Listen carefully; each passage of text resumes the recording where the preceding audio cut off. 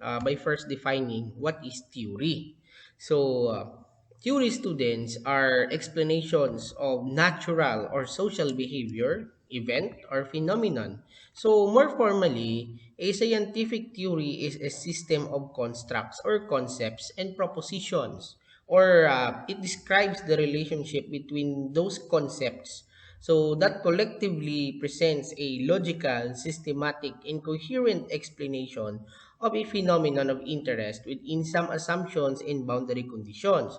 So in our case, as criminologists or as criminology students, we are here to describe or to explain a phenomenon called crimes. We are going to discuss or we are going to study um, on why do crimes occur, why do people commit crimes, and we are going to answer different questions such as why do people commit crimes and others do not?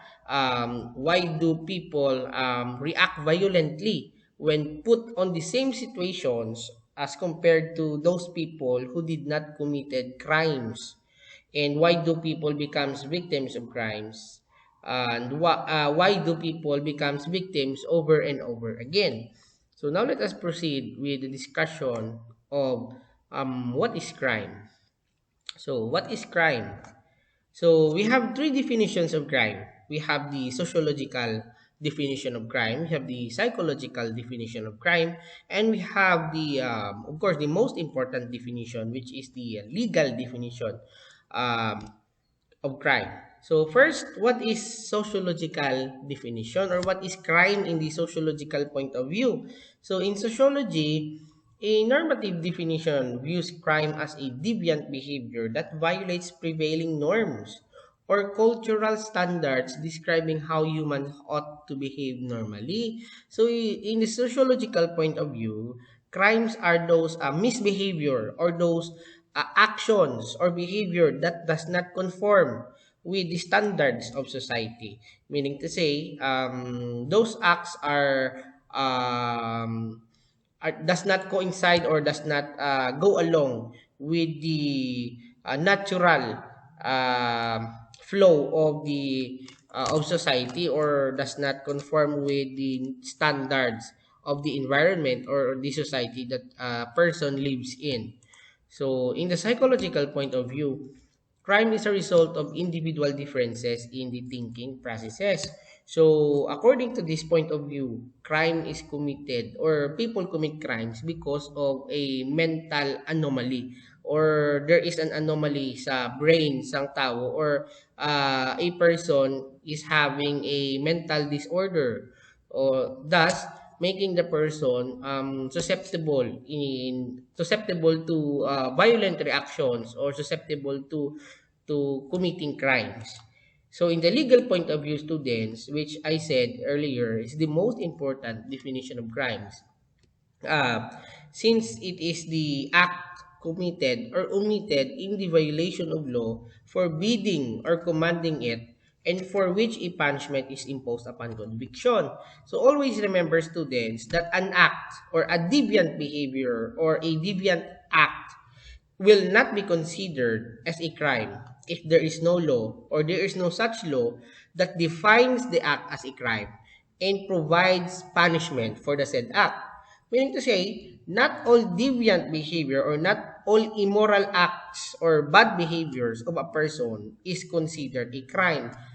An action, either moral or immoral, either good or bad, will be considered will only be considered as a crime if there is a law that defines the act as a crime and provides punishment for the said act. For example, in cockfighting, for example.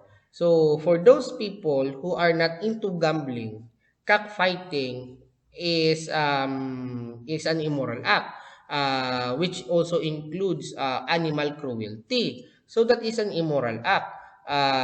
However, there are instances that cockfighting is legal rather, because may permit siya, nakakuha permit ang mga organizers ng cockfighting. So that is an example of an immoral act or a bad act which violates the norms of the society because it involves gambling and animal cruelty. However, cannot be considered as a crime because there is no such law that prohibits or that defines the act as a crime and provides for its punishment.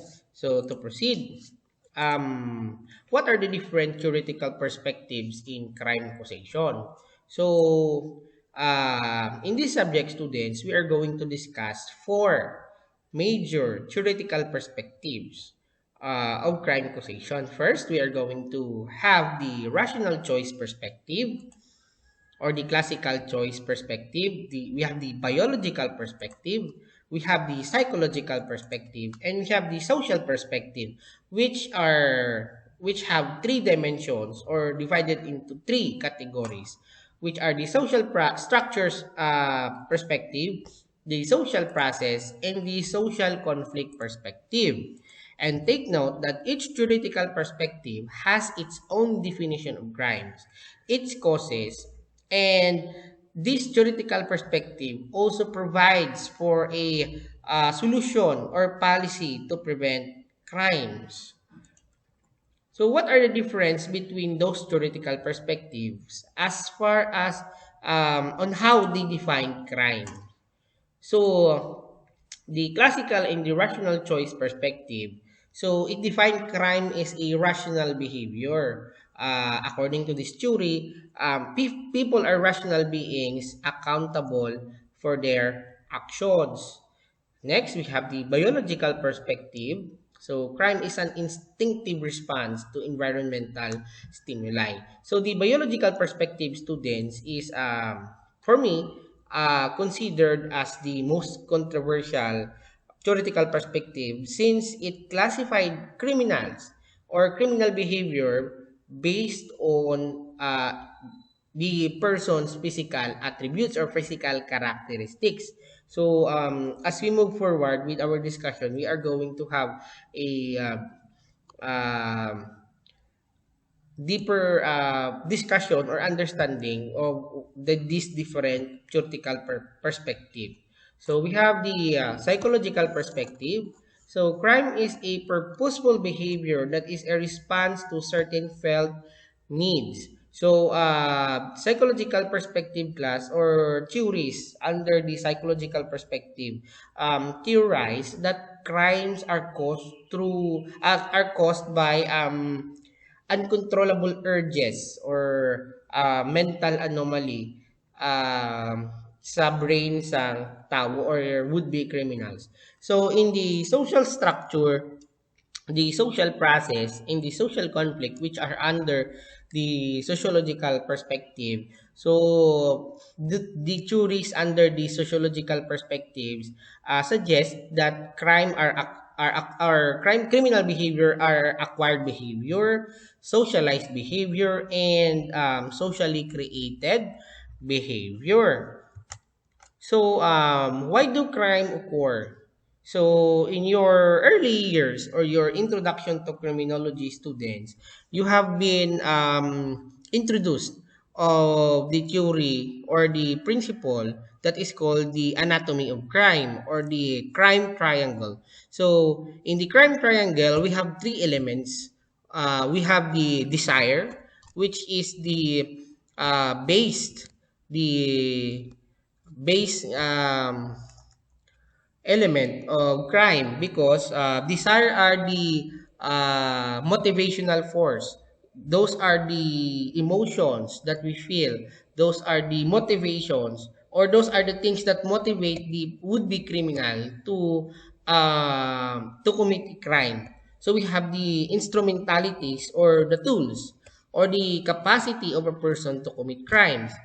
And lastly, we have the opportunity or the time or the chances that a or the chances or the chances that the commission of the crime is more conducive or is or the opportunity to commit a crime is higher than the usual. So why do crime occur? according to the rational choice perspective. So under the rational choice perspective, students, crime occur because individual chose to engage in criminal behavior based on the following reasons. First, as human beings, we make choices based on hedonistic calculations. So when you say hedonistic calculations, that is pleasure above pain, or the pursuit of pleasure, or the pursuit of sensual self-indulgence. So the theory that pleasure of happiness is the highest good and the aim of human life. So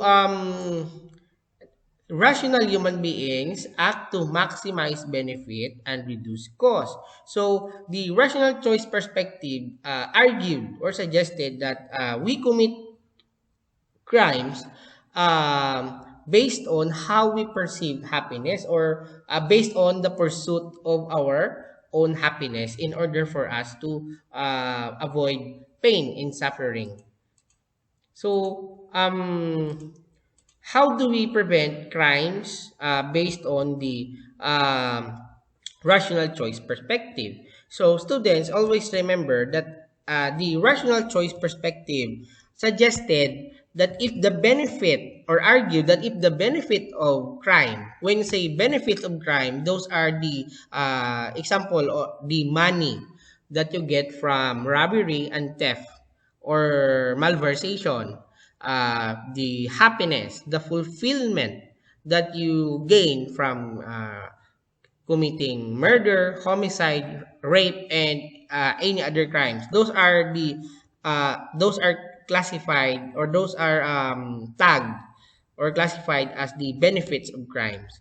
And we have the cost or the consequences, which are classified as the chances of getting caught, or the chances of getting arrested, or the cost, or the amount of suffering that a person may endure in case that person is caught or arrested or put in prison. So if and the rational choice perspective suggested that if the benefit of crime is higher than the consequence or the cost, then a crime will likely be committed. So however, if the benefit that a would-be criminal get from committing a crime, or from the commission of crime, is lower as compared to the consequences, if the consequences is higher rather than the benefit, then a crime will likely be prevented. However, students, this theory, or the explanation of rational choice theory, of course, is not absolute. There are some people, or there are some exemptions, rather, that a person may still commit crime if, even if the cost or the consequences of his actions are higher as compared to the benefits of crime. So those are the exemptions that a person may commit crime. So third, so crime occurs when it is a more attractive alternative than law-abiding citizen. So, or law-abiding behavior. Meaning to say, if a would-be criminal or a person sees that a criminal activity is more profitable, or more ano siya, mas magiging happy siya when he commits a crime, then that person will choose illegal activity rather than the law-abiding way to earn money, or to fulfill his dreams, for example. So, the decision to violate the law takes into account the range, constraints, and opportunities.